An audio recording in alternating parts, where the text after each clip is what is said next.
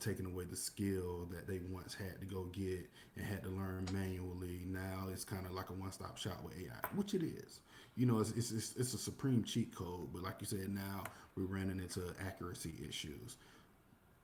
My question, and I work with kids, I with the mentor program and everything. What about the kids? Like they already were lacking social skills. They already were lacking fundamental skills. And now you add AI and you add all these free tools that they can use.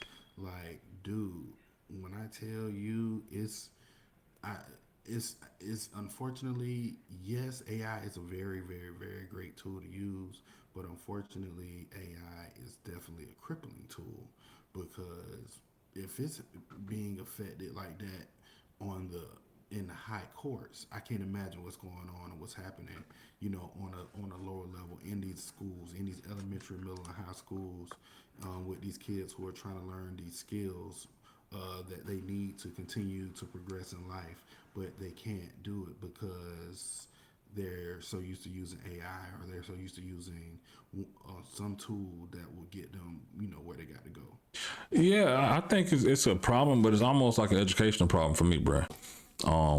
Mississippi had the Mississippi Miracle, where they focus on putting phonics back in the school because they realize, like, hey, we're tired of being the laughing stock of the country when it comes to reading and literacy and things of that nature, right? So now they're like top 5. I want to say top 3 in the country. So it gets to a point of you have to realize, one, a lot of the basic fundamentals of education were just out the window, right? The basics weren't being taught like they were in school. Cursive, know how to read a clock, time, simple things. Then you get a fact of no bullshit, the pandemic, because now you have college kids reading on a middle school level, because now it's like, okay, like you said earlier, Margie, the pandemic was 6 years ago. So now you have 6th graders who sat out of school for maybe 2 years, got end up pushing through to high school. They got pushed through all the way to high school. They missed that social interaction. They missed all the other shit. So now it's to a point of people are individual thinkers. They want to be in their own cocoon because the pandemic changed a lot of how these young kids activated, work with each other. And now it's to a point of saying, all right, cool. You need these kids to be proficient in college level education or college level reading or math. These kids on the 6th grade reading level. So now, yeah, lunatic libertarian in the chat says my 6-year-old reads better than college kids. It's true.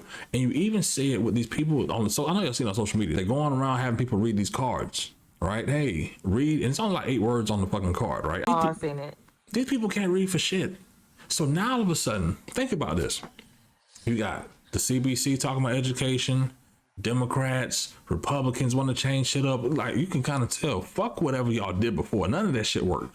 Because whatever generation of kids y'all done pushed out of this shit don't know the basics of reading, don't know the basics of time.